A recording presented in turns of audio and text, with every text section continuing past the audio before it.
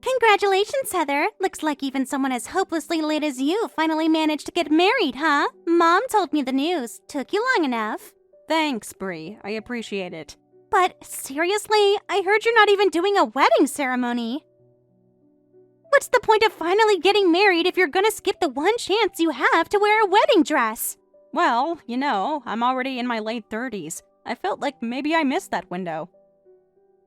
At my age, wearing a gown feels a little embarrassing, I guess. And honestly, David doesn't really care about ceremonies either, so we decided to skip it.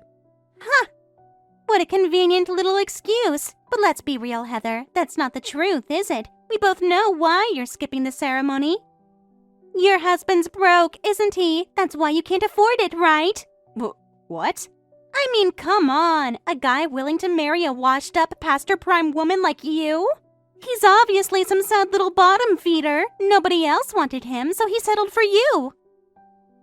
And now you have to pretend you're happy while you secretly cry into your pillow. You can mock me all you want, Bree. I'm used to it. But don't you dare mock David. You don't even know him. Oh, yeah? Then why don't you tell me, sis? What does this Prince Charming of yours do for a living, huh? Don't tell me he's a garbage collector or something.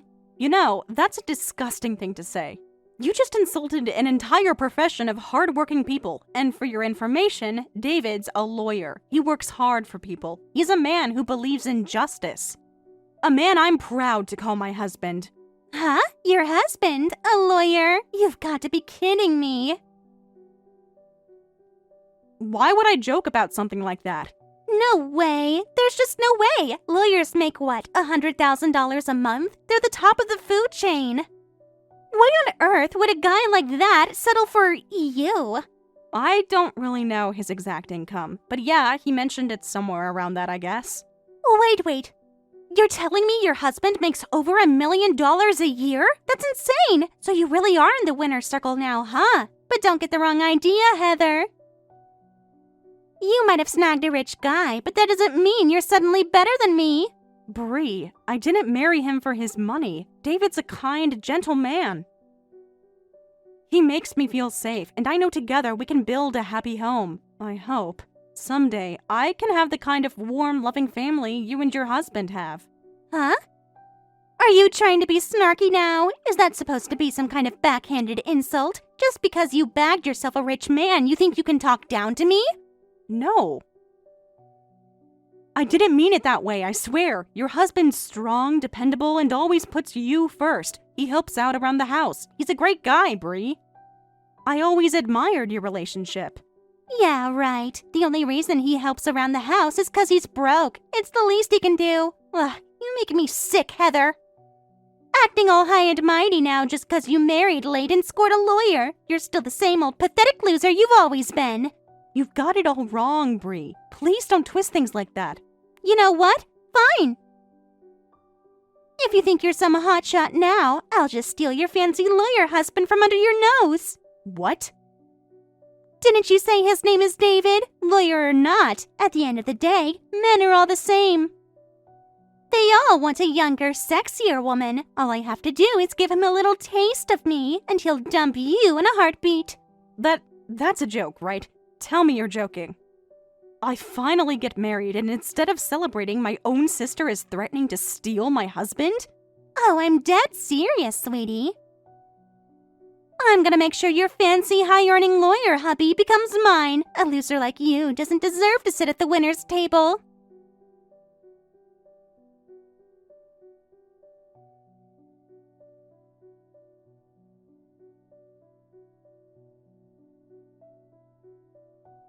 Heather, I need to talk to you about something. It's about your sister, Bree. Wait, Bree? Did she contact you? Did she say something weird to you? Actually, yeah. She's been messaging me nonstop for over a month now. At first it was just harmless texts, but lately, she's been insisting we should go out, just the two of us. No matter how many times I turn her down, she keeps pushing. For that long? And lately, she's gotten bolder. She's been sending me selfies, and today, well, she sent me some pretty explicit ones. What did you just say? Yeah, it's getting out of hand. That's why I had to tell you. I honestly don't know how to handle this anymore. I can't believe it. I'm sorry, David. I had no idea she was bothering you like this. Actually, she told me a month ago that she was going to steal you from me. She declared it like it was some kind of game. She what? Heather, I'm your husband. I'm her sister's husband. That's just who she is. She's always been like that. If I have something she wants, she'll do anything to take it from me. She can't stand the idea that I have a successful, handsome lawyer for a husband, but I didn't think she'd actually corner you like this. So that's what this is about. No wonder she's been acting so aggressive. I know from experience. If I confront her directly, she'll just double down out of spite. The best thing is to ignore her, delete the messages, block her, and whatever you do, never ever meet her alone. Of course not. I'd never betray you, Heather. You know that, right? Besides, I'm a lawyer, remember? Infidelity? That's amateur hour. I'd never risk something that stupid. You're right. In a way, your profession makes you the safest man I could have ever married. Exactly. You can relax, Heather. I would never, ever do something like that to you. I know. I've never doubted you, David. Honestly, if it makes you feel better, just block Bree. Forget she's my sister. You don't owe her any politeness. If you say so, I'll block her later tonight. It's exhausting to keep rejecting her over and over. Anyway, I should get back to work. Wait. Actually, there's one more thing I almost forgot. I got a call from the police earlier today. They asked if you were home. The police? Yeah, I told them you weren't home, that you were at work, and they just hung up right after. Maybe it was work-related? I asked if I should take a message, but they refused. When was this call? You said earlier. Do you mean like an hour ago? Not even that. More like 10 minutes ago. Could it be something urgent? Yeah, it's probably work-related. I mean, I deal with law enforcement all the time, you know? Lots of confidentiality in my line of work, so they probably couldn't say much to you over the phone. Yeah, makes sense, I guess. Your job is complicated. It sure is. It's a lot of pressure, Heather. Actually, I should tell you, I won't be home tonight. Huh? You're that busy? Super busy. I got piles of cases to handle, and it's gonna turn into an all-nighter at the office. Honestly, I might even be unreachable for a while. Unreachable? Yeah, but don't worry, it's just work. I'll be completely focused, okay? So, I'm counting on you to take care of the house while I'm buried in files. I see. Okay, I'll handle everything here.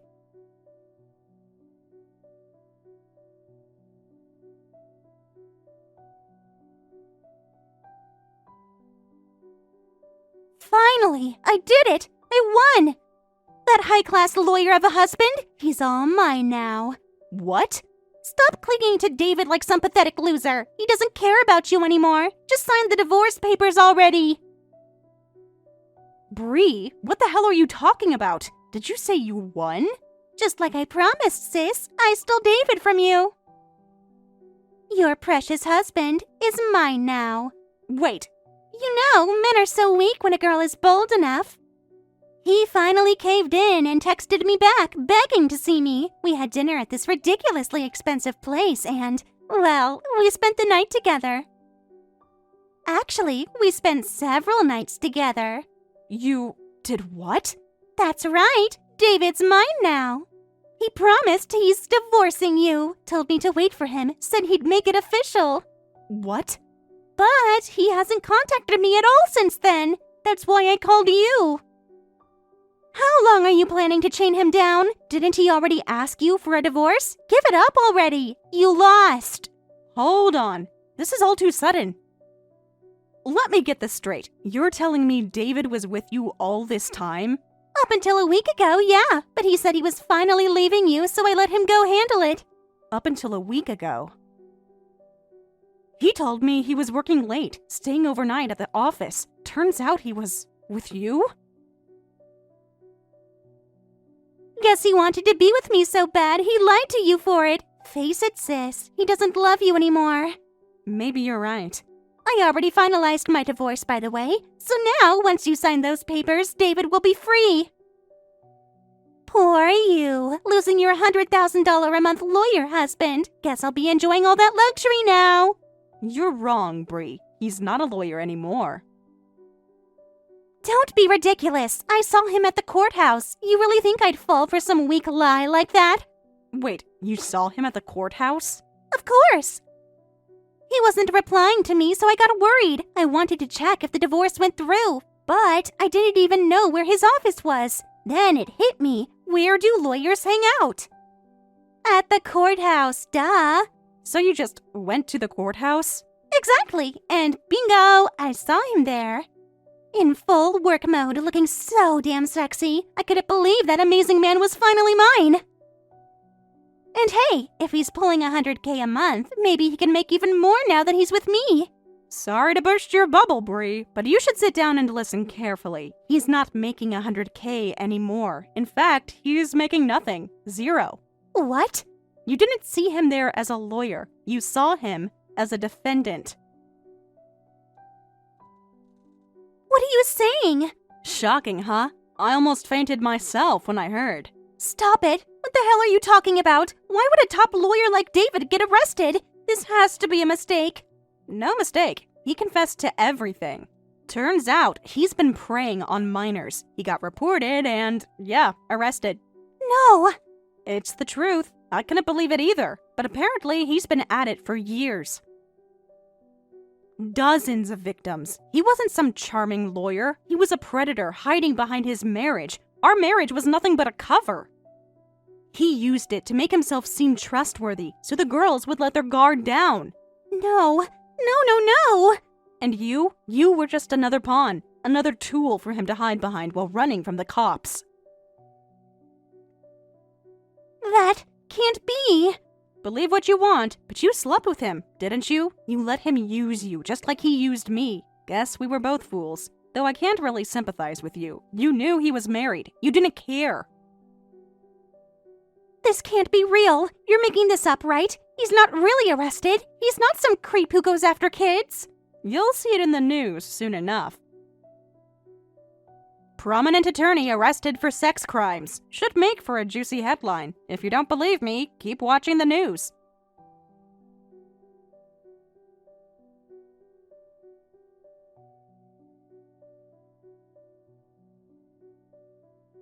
It's all over the news, just like you said. David, he really got arrested. Yeah, I saw it too.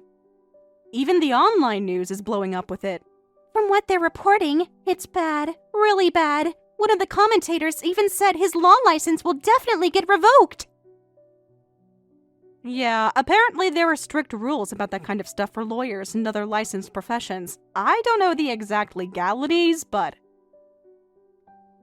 either way, he's not going to be working as an attorney anytime soon. He's still sitting in detention, so not like he could work even if he wanted to. This can't be happening. I really believed I was finally going to marry into the perfect life. Well, good luck with that fantasy. As for me, I'm already filing for divorce. And, by the way, I'll be sending you the divorce settlement claim for emotional damages soon. You'd better get your wallet ready. Excuse me? Why the hell would I owe you anything? Oh, come on. Don't play dumb now. You slept with David, didn't you? Whether he's a scumbag or not, he was my husband. You crossed the line. You stuck your filthy hands on someone else's spouse. That's adultery. That's grounds for compensation. But this is different. I didn't even know he was using me to run from the cops. I'm just as much a victim in this. Victim? I gave up everything for him. I even divorced my own husband because David promised we'd be together. And now? He's arrested. His career is over. He's useless to me. I refuse to acknowledge the affair anymore, and I definitely won't pay you anything. Like hell you won't. I don't care what sob story you're spinning for yourself. Facts are facts. You slept with your own sister's husband. That makes you legally and morally liable. So yes, I'll be filing for damages. Don't think you can just weasel your way out of this. But don't you dare pull the victim card. You're not the victim here. The only victim is me. You betrayed me. You humiliated me. You helped destroy my marriage. Don't you dare act like you're the one who's been wronged. But You made your choice. You gambled on David, thinking you could take my place, and you lost. Now you'll pay the price for it.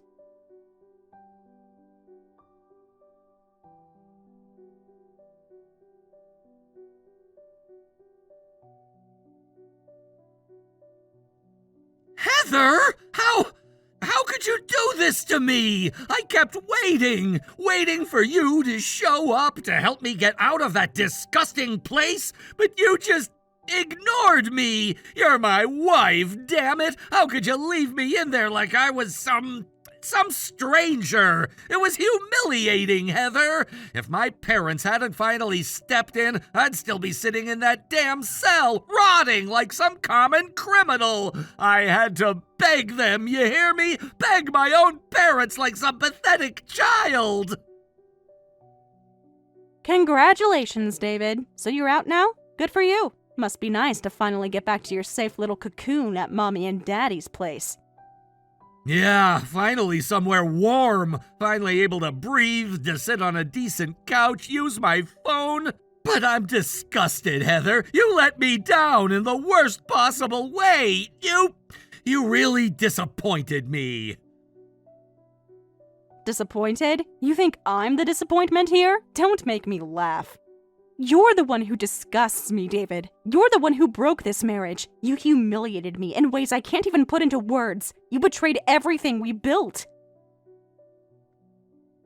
Since you're back at your parents' house, I'll send the divorce papers there. Sign them. Send them back. And this time, no games, no delays.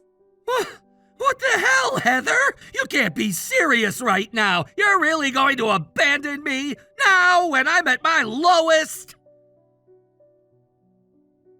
Yes, exactly now. You think I'm going to sit here like some dutiful, brainless wife and wait for you to crawl back into my life like nothing happened?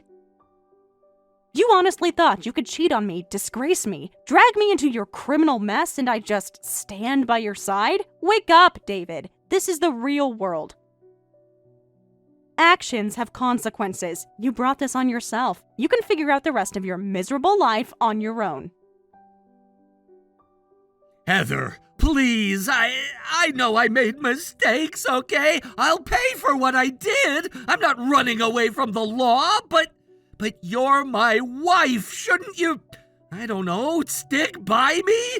Even if I manage to get a suspended sentence, I can't practice law anymore. My license is as good as gone. I'll be jobless. I'll be a disgrace.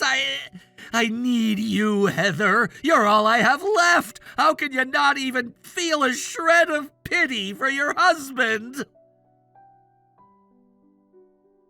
Husband? You still think you get to call yourself that? David, you're nothing but a coward. A disgusting little boy hiding behind his fake charm and empty promises. You never loved me. You loved the image we projected to the world. You loved the perfect marriage, the social status, the attention. But me? The real me? You tossed me aside the moment you thought you found something better. Even if that something better was my own sister. Heather, it wasn't like that. Wasn't it? Tell me then, David. What was it like? Enlighten me. Because from where I'm standing, it looked exactly like betrayal, like adultery. Like you using my sister, humiliating me, stabbing me in the back while I sat at home playing the loyal wife. It wasn't about love. It wasn't even about sex, okay? If I had no choice, I needed a place to hide. I was scared, Heather. I didn't know where else to go, and Bree was there. I used her, okay? It was survival. I never meant to hurt you.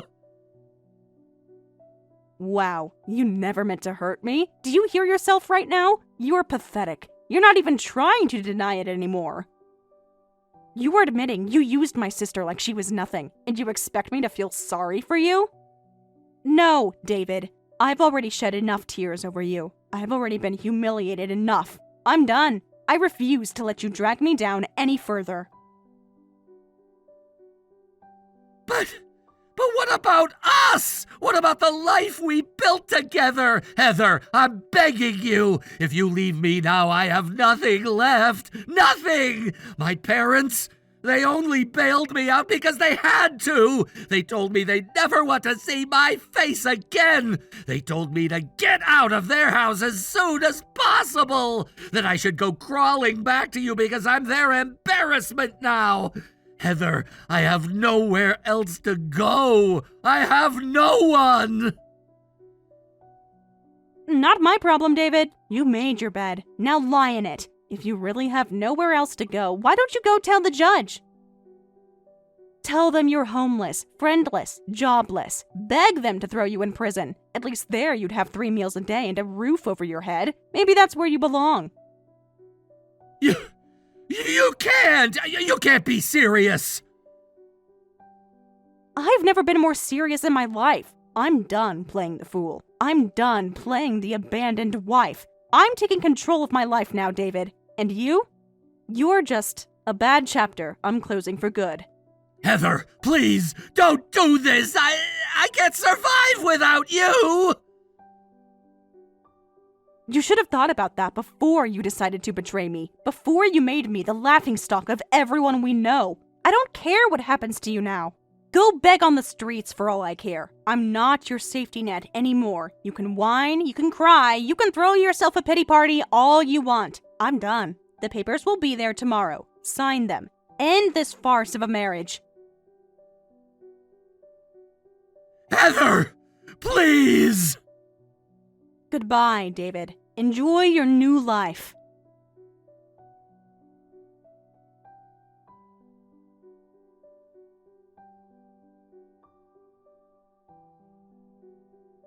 Not long after that entire fiasco, the divorce papers, properly signed and stamped with David's signature, were delivered to me without any additional drama. There was no heartfelt apology, no attempt at reconciliation, just a cold, impersonal envelope containing the official documentation that would finally sever the last remaining ties between us.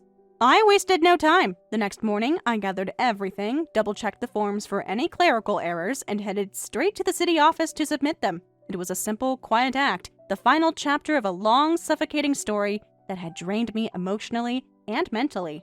And yet, as I handed over the documents to the clerk behind the counter, I couldn't help but feel a subtle but undeniable sense of liberation slowly unfurling within me. The weight that had been sitting on my chest for years finally lifted. The heavy chains of that toxic marriage, the betrayal, the deceit, the manipulation, it was all officially behind me now. The clerk, noticing the slight tremble in my hand, offered a small but understanding smile as she processed the paperwork. She must have seen countless faces like mine, people at the end of a marriage, carrying a tangled mix of exhaustion, bitterness, and bittersweet relief. When I left the building, stepping into the crisp air outside, I felt for the first time in what felt like forever that I could finally breathe without suffocating on my own regrets. As for David, his fate took the sharp nosedive that everyone around us seemed to predict. Well, he somehow managed to receive a suspended sentence, probably thanks to his connections and the expensive lawyer he scraped together at the last moment. It didn't save his career. Due to the gravity of his crimes and the stain on his professional reputation, his license to practice law was stripped from him without mercy. He was disbarred, discredited, and essentially exiled from the very world in which he had once arrogantly strutted, pretending to be untouchable. Unable to remain in our town, where his fall from grace had become common gossip, and everyone who used to envy or respect him now looked at him with either disgust or mockery, he quietly moved away.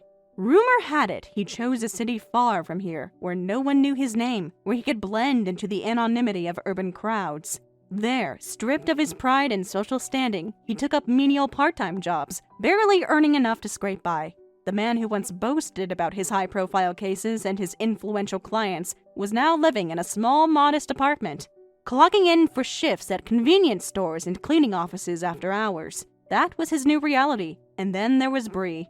Oh, Brie. She too faced the consequences of her selfishness and short-sighted choices. Apparently, in a panic after realizing how thoroughly her life had imploded, she tried desperately to win back her ex-husband. She sent him letters, called him late at night, even waited outside his workplace in the hopes of catching him during his commute. But the door she had so carelessly slammed shut was no longer open to her. Her ex-husband, as it turned out, had long moved on, not only emotionally, but also in his professional life. Word eventually reached me through mutual acquaintances that after their divorce, Brie's ex-husband's career took a significant turn for the better. He had been promoted to an executive position within his company.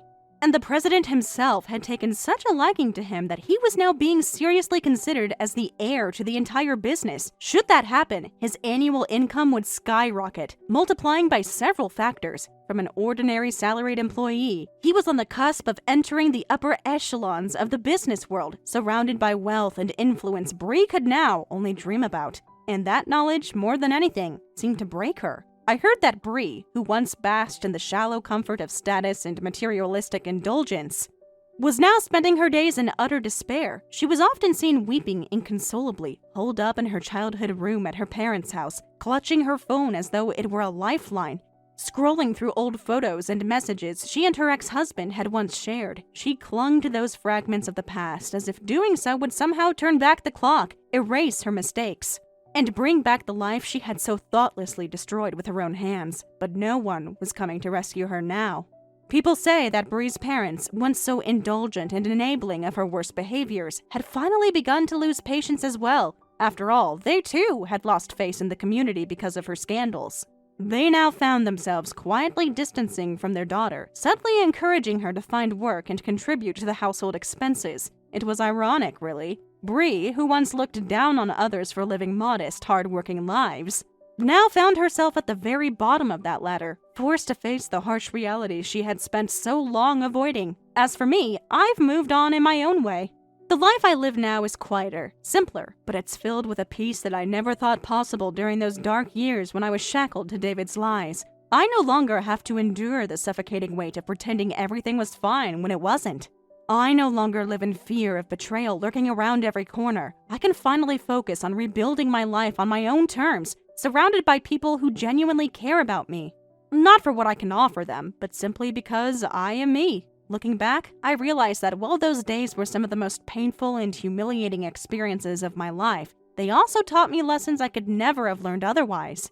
They forced me to see the truth about the people I had surrounded myself with, to confront my own fears, to find the courage to walk away from what was familiar but toxic. Thank you for watching all the way until the end. If you felt good after watching this video, please like the video. If not, please leave a comment and give us your feedback. Also, don't forget to subscribe. Your comments and likes help this channel grow. We hope you enjoy our other stories as well.